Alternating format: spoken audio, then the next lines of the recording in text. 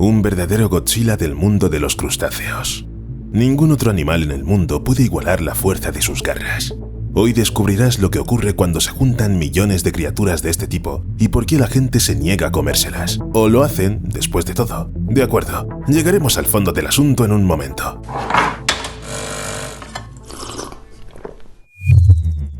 Puede que estés familiarizado con los cangrejos ermitaños, adorables y a menudo diminutos crustáceos que corretean por la playa llevando sus cuerpos en caparazones. Con solo 3 pares de patas y pinzas que sobresalen, el resultado es una criatura graciosa y simpática. Conoce ahora a los enormes parientes del cangrejo ermitaño.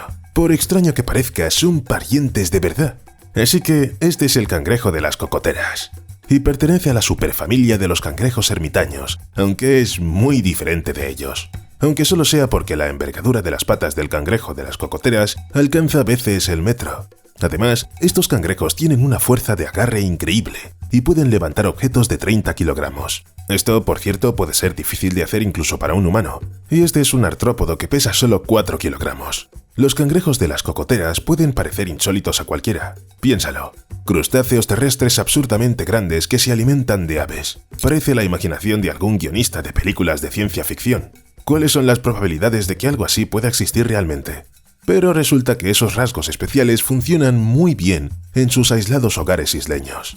Y también, por cierto, permitieron a los cangrejos de las cocoteras entrar en el libro Guinness de los récords. Esta especie está considerada el crustáceo más grande que pasa toda su vida adulta en tierra. Y su vida adulta es un periodo de tiempo impresionante, porque los cangrejos de las cocoteras pueden vivir hasta 60 años. Los cangrejos de las cocoteras son conocidas por partir cocos verdes para comerse la pulpa blanca de su interior. De ahí viene su nombre. Pero su dieta no se limita a esto. Puede parecer sorprendente ya que son crustáceos.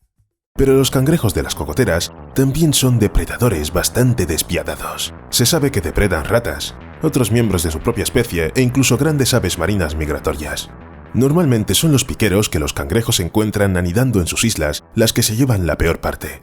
Se ha observado que los cangrejos de las cocoteras atacan en la oscuridad de la noche y atrapan las presas desprevenidas que se acercan demasiado.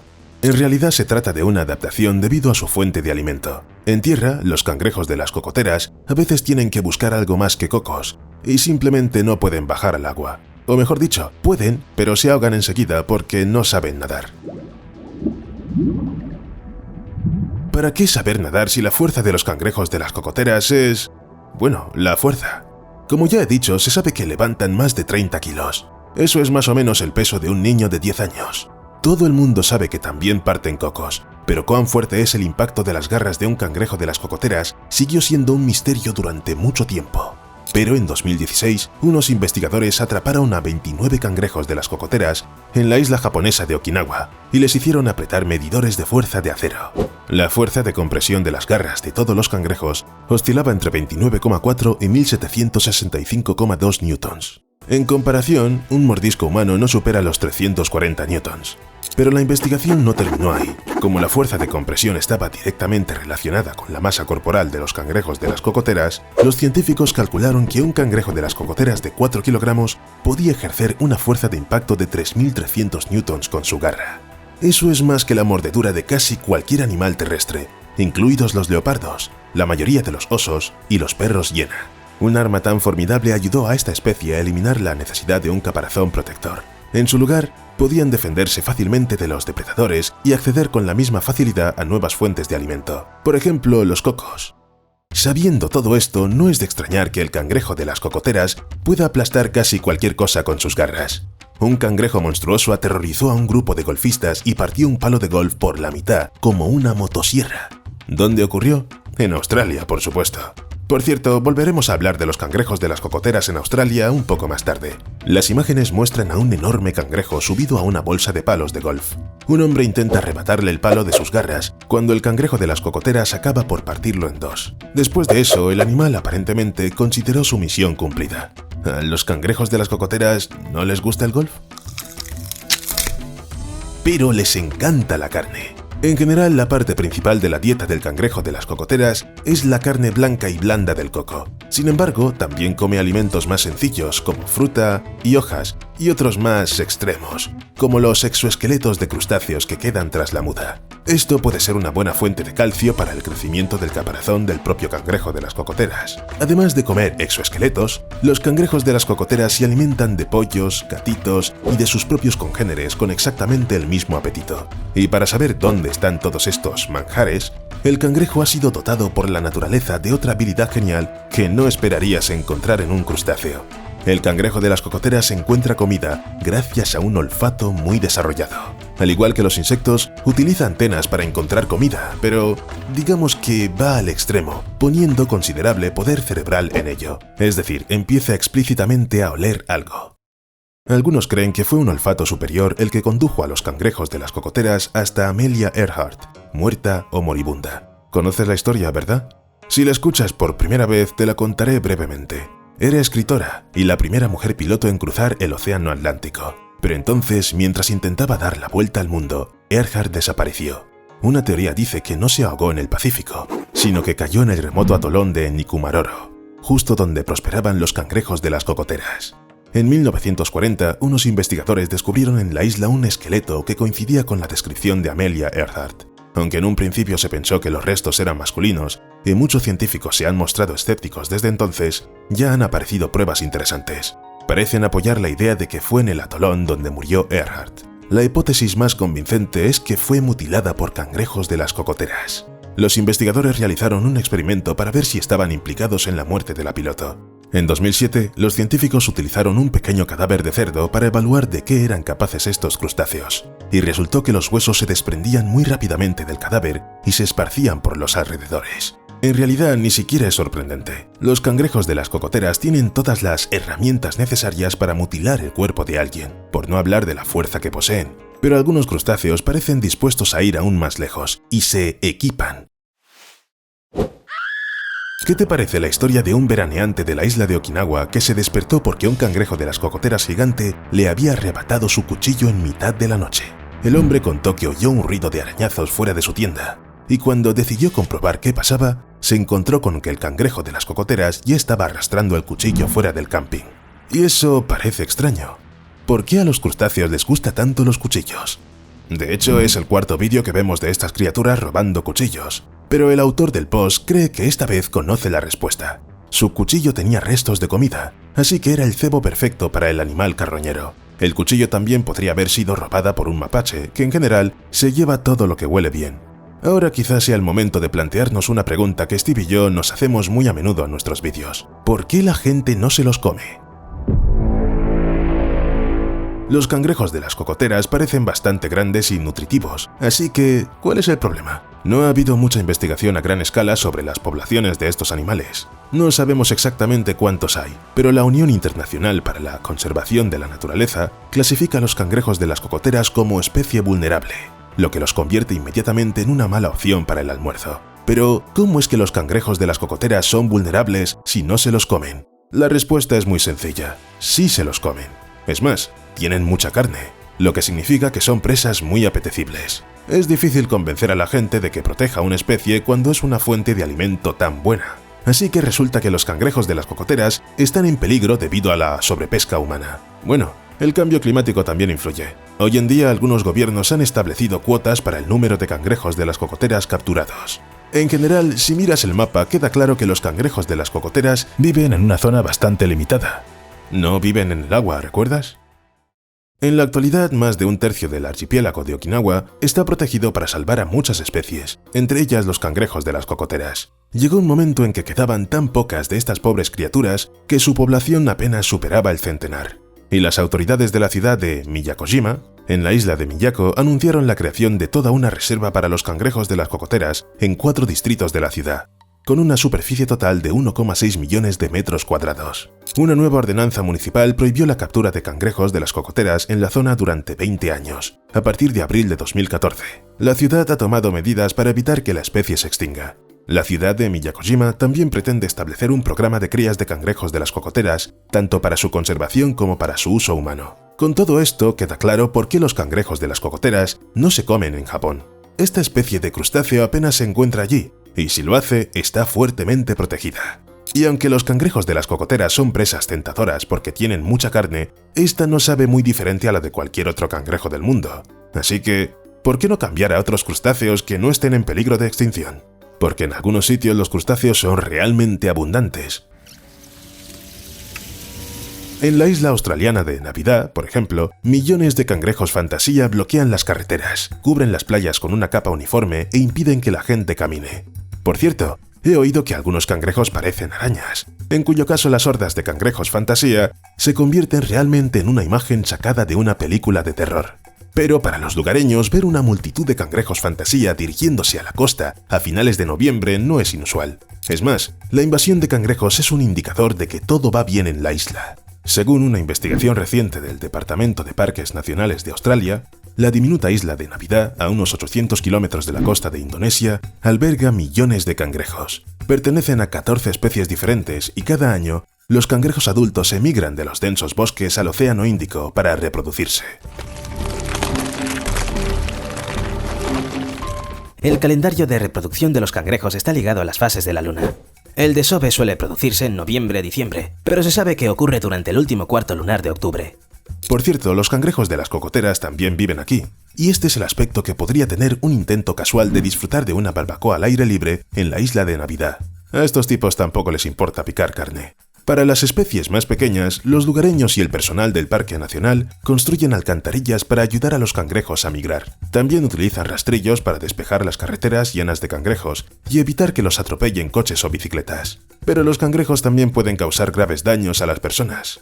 A veces se convierten en la causa de accidentes porque el fuerte exoesqueleto del cangrejo es muy capaz de pinchar los neumáticos. Para reducir los daños mutuos entre humanos y cangrejos, los guardas de la isla de Navidad han construido un puente de cangrejos sobre la carretera más transitada de la isla. En preparación de la temporada anual de desove, los guardas instalan barreras a lo largo de la carretera para evitar que los cangrejos sean aplastados por las ruedas de los coches, y también para evitar que los coches sufran daños. También se ha construido un puente de 5 metros de altura a lo largo de la carretera para ayudar a los cangrejos a desplazarse por la isla y continuar su migración. Y, como suele ocurrir, además de su utilidad práctica, el puente se ha convertido en una atracción turística. ¿En qué otro lugar podría encontrarse un puente construido específicamente para los diminutos crustáceos? Pero los guardas no se detuvieron ahí y construyeron 31 subterráneos más por toda la isla, para que los cangrejos no se vean amenazados. Por supuesto, esto no significa que hayan cesado las colisiones con coches y personas, pero al menos hay menos. Viendo las imágenes de la migración, se podría pensar que el número de cangrejos en este pequeño pedazo de tierra es irreal. Pero, ¿adivina qué? Hoy hay muchos menos que antes. A pesar de su superficie relativamente pequeña, la isla de Navidad alberga unos 43,7 millones de cangrejos adultos, pero en los últimos años se cree que han muerto entre 10 y 15 millones. Parece que ninguna fuerza puede ser una amenaza para semejante legión armada de pinzas y quitina. Incluso los coches pierden en una colisión con ellos. Sin embargo, los cangrejos tienen un enemigo formidable: las hormigas locas. En algún momento entre 1915 y 1934, la gente introdujo accidentalmente estos insectos en la isla, sin ni siquiera darse cuenta de los peligros. Finalmente, en los años 90, las hormigas empezaron a formar enormes supercolonias con millones de obreras y miles de madres. Este es un comportamiento habitual en ellas. No es casualidad que la especie sea una de las mayores invasoras del mundo. Y las hormigas locas no solo se reproducen a un ritmo aterrador, también son muy buenas matando. Rocen los ojos y las articulaciones de las patas de los crustáceos con ácido fórmico. Esto ciega e inmoviliza a los cangrejos, condenándolos a morir de deshidratación, o las hormigas hacen de ellos su almuerzo. Y como hay muchas hormigas, masacraron fácilmente a decenas de millones de cangrejos. Mientras tanto, Cuba tiene su propia invasión de cangrejos cada primavera. Millones de pequeños cangrejos fantasía emergen de las selvas tropicales que rodean la bahía de Cochinos de Cuba para reproducirse en el mar. Los cangrejos se encuentran y se aparean en los bosques, pero se reproducen en el agua, así que las hembras se dirigen al mar. El viaje, que puede ser de hasta 9 kilómetros, puede durar varios días. Hay muchos obstáculos en el camino: carreteras, bordillos e incluso las piscinas de los centros turísticos costeros. En los días soleados, los cangrejos tienen que buscar la sombra, de lo contrario se deshidratan y mueren. Por eso, en general, las invasiones se producen por las noches. Duran semanas y pueden causar enormes daños a la vida normal. Es como en la isla de Navidad: los coches aplastan a los cangrejos, lo que hace que las carreteras queden cubiertas de sus restos, y los cangrejos, a su vez, dañan los neumáticos. Como resultado, los propietarios de los coches tienen que gastar dinero en reparaciones y ambas partes acaban sufriendo. En esta calurosa parte del mundo, a la gente le gusta mantener las puertas abiertas, pero durante la migración hay que cambiar los hábitos. Si dudas un poco, la habitación se llena de cangrejos, y 30 o 40 de ellos pueden entrar corriendo en casa, y son difíciles de atrapar. Sin embargo, para los lugareños, la invasión de cangrejos es un buen negocio. Los turistas están encantados de pagar lo que sea por la reparación de los neumáticos, aunque pidan demasiado para los estándares cubanos. Bueno, y esos cangrejos que llegan al mar sin ser atropellados por los neumáticos y sin perderse en casa ajena, se enfrentan al último problema: poner huevos, evitando al mismo tiempo meterse en el agua. Estos cangrejos son verdaderas criaturas terrestres y no pueden sobrevivir en el mar. Una vez que los huevos maduros son librados con éxito en el agua, eclosionan inmediatamente. Al cabo de unas semanas, las crías llegan a tierra firme y se dirigen a los bosques para iniciar un nuevo ciclo. Ligeramente diferentes, los cangrejos rojos mexicanos han aparecido en las playas del sur de California, cubriéndolas en una alfombra continua. Esto ocurrió 2 veces, en 2015 y 2016. Los cangrejos rojos mexicanos no son muy buenos nadadores, por lo que migran a la deriva con la marea, el viento y la corriente. Pero cuando llegan a estas zonas septentrionales, sufren un choque con el agua fría y son arrastrados en masa hasta la orilla. Como resultado, los animales mueren en las playas del sur de California, aunque algunos regresan vivos al mar. Según un experto, estos sucesos ocurren periódicamente y no son necesariamente una amenaza para la especie. Simplemente, bueno, eso ocurre. Mala suerte con la corriente. Pero mucha suerte para las gaviotas. Durante una de las eyecciones, los biólogos marinos presenciaron tal festín, tras el cual las aves simplemente no pudieron volar. Y aquí llegamos de nuevo a la pregunta de ¿por qué la gente no se los come? Me refiero a esos cangrejos que, por ejemplo, mueren durante la migración, y aquí depende de la región de la que hablemos. En Australia, una proporción muy pequeña de cangrejos son atropellados por coches. En primer lugar, los numerosos puentes ayudan. En segundo lugar, la gente y las autoridades hacen un esfuerzo consciente para ello. Cierres de carreteras, dependiendo de dónde se encuentran exactamente los cangrejos migratorios. Además, los lugareños dicen que intentan conducir con mucho más cuidado. E incluso barren ellos mismos los cangrejos de la carretera antes de circular por ella.